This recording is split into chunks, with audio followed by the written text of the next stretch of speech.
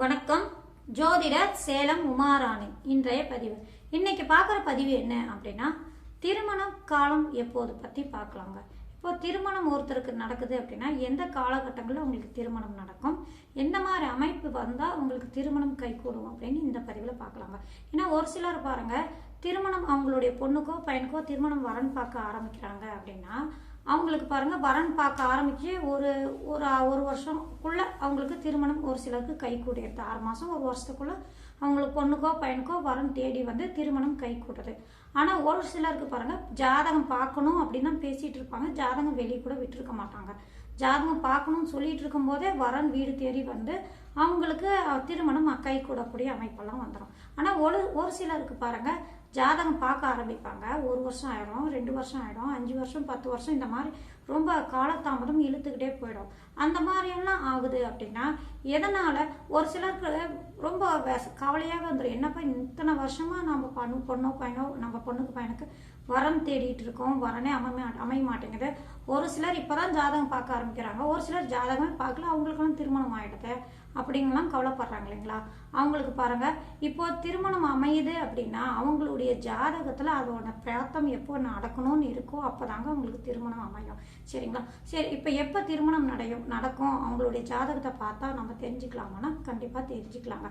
இப்போ அவங்களுடைய ஜாதகத்துல எந்த மாதிரி கிரக அமைப்பு இருக்கும் பட்சத்துல எந்த மாதிரி உடைய திசாபுத்தி காலங்களில் அவங்களுக்கு திருமணம் அமையும், எந்த மாதிரி அமைப்பெல்லாம் நம்ம பார்க்கலாம், எந்த மாதிரி இருந்தால் அவங்களுக்கு திருமணம் நல்லபடியாக நடக்கும் அப்படின்னு இந்த பதிவில் விரிவாக நான் சொல்கிறேங்க.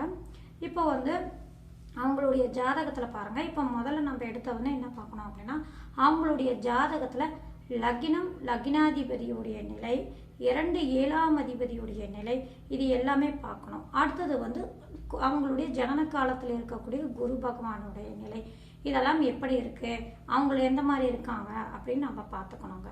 அடுத்தது நடக்கக்கூடிய திசா புக்தி இவங்களுக்கு சப்போர்ட் செய்யற மாதிரி இருக்கா, அதாவது லக்னத்துக்கும் 2ஆம் இடம் 7ஆம் இடத்துக்கும் சப்போர்ட் செய்யற மாதிரி உதவி செய்யற மாதிரி திசா புக்தி அவங்களுக்கு ஒத்துழைக்குதா அப்படின்னு சேர்த்து பார்க்கணுங்க. இப்போ திசா புக்தி அப்படின்னு எடுத்துக்கிட்டான்னா அவங்களுடைய ஜாதகத்துல பாருங்க 2ஆம் அதிபதியுடைய திசையோ அல்லது 2ஆம் இடத்தில் இருக்கக்கூடிய கிரகத்துடைய திசா புக்தியோ இந்த மாதிரி நடக்கணும். அடுத்தது 7ஆம் இடத்தில் இருக்கக்கூடிய கிரகத்துடைய திசையோ அல்லது 7ஆம் அதிபதியுடைய திசையோ அல்லது 7ஆம் இடத்தையோ அல்லது 2ஆம் இடத்தையோ பார்க்கக்கூடிய கிரகத்துடைய திசா புக்தி அந்தரம் போனாலும் சரிங்க.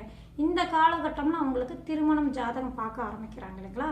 அந்த காலகட்டங்கள்லாம் இந்த 2 7ஆம் இடத்தோட சம்பந்தம் பெற்ற கிரகங்களுடைய திசை புக்தி அந்தரம் இது மாதிரி ஏதாவது போகுதான்னு பாருங்க.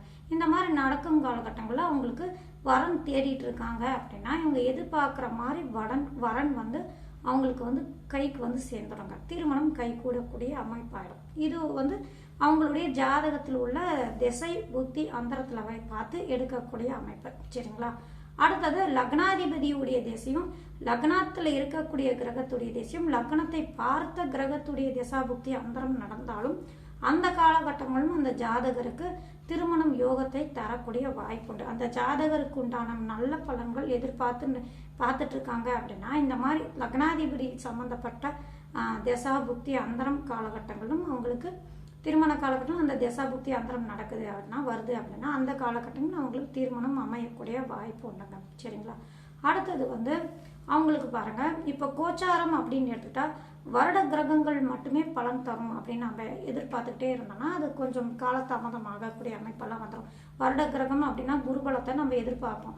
இப்போ நம்மளுக்கு குருபலம் நம்ம பொண்ணுக்கோ பையனுக்கோ வந்துருச்சா திருமணம் நல்லபடியாக கை கூடிடும் அப்படின்னு நம்ம எதிர்பார்த்துட்டு இருக்கோம் இல்லைங்களா.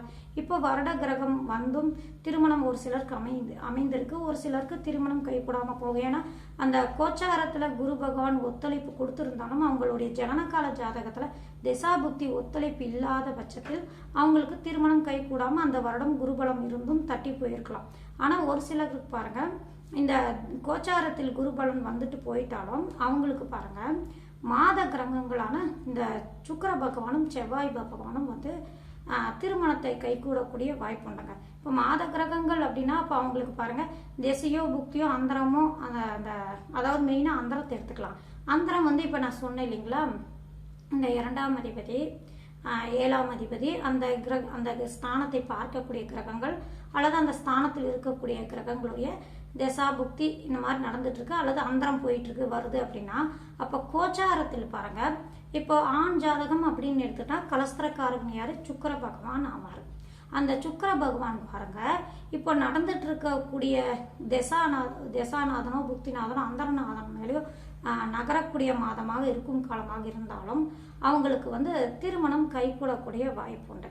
ஆணாக இருக்கும் பட்சத்தில் இப்போ 2ஆம் இடத்தோடையோ 2ஆம் அதிபதியோடையோ இந்த மாதிரி அந்த நகரக்கூடிய கோச்சார சுக்கிர பகவான் சஞ்சரிக்கும் காலம் கூட உங்களுக்கு திருமணம் அமையக்கூடிய வாய்ப்புண்டு. அதே மாதிரி 7ஆம் இடத்தில் அல்லது 7ஆம் அதிபதி மேலே போய் நகரக்கூடிய மாதம் கூட உங்களுக்கு திருமணம் கைகூடக்கூடிய வாய்ப்புண்டு.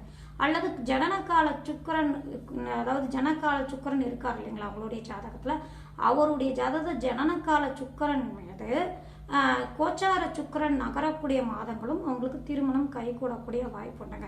இந்த மாதிரியும் பார்த்தாலும் அந்த காலகட்டங்களிலும் அவங்களுக்கு திருமணம் நல்லபடியாக கைகூடக்கூடிய வாய்ப்புண்டு. கோச்சாரத்தில் குரு பகவான் ஒத்துழைப்பு இல்லாத பட்சத்தில் அப்போ வந்து இவங்களுடைய தசாபுக்தி அந்தரங்கள் இந்த மாதிரி ஏதாவது வரும் பட்சத்தில் இவங்க கோச்சாரத்தில் இந்த சுக்கிர பகவானை வைத்தும் நம்ம பலனை எடுத்துக்கலாம். இந்த டைம்லையும் அவங்களுக்கு வரன் அமையக்கூடிய வாய்ப்புண்டு. அதே போல பெண்ணினுடைய ஜாதகத்துல கலஸ்திரக்காரகனான செவ்வாய் பகவான், இந்த செவ்வாய் பகவானுடைய நிலையும் அந்த கோச்சாரத்தில் பாருங்க, அந்த செவ்வாய் பகவான் 2ஆம் இடத்தோடையோ 2ஆம் அதிபதியோடையோ 7ஆம் அதிபதியோ 7ஆம் இடத்தோடையோ அல்லது கோச்சாரத்தில் இருக்கக்கூடிய செவ்வாய் மேல, அதாவது கோச்சாரத்து செவ்வாய் வந்து ஜனனகால செவ்வாய் மேல நகரக்கூடிய மாதமாக இருந்தாலும் சரிங்க, அந்த காலகட்டங்கள்ல அவங்களுக்கு அந்த அந்தரம் போயிட்டு இருக்கான்னு பாருங்க. அந்த 7ஆம் இடம் 2ஆம் இடம் அந்த இருக்கக்கூடிய கிரகங்களுடைய அந்தரம் ஏதாவது போயிட்டு இருக்கு அப்படின்னா கோச்சார செவ்வாய் பகவானும் இவங்க மேல நகரக்கூடிய மாதமும் அவங்களுக்கு திருமணம் அமையக்கூடிய வாய்ப்பு உண்டுங்க.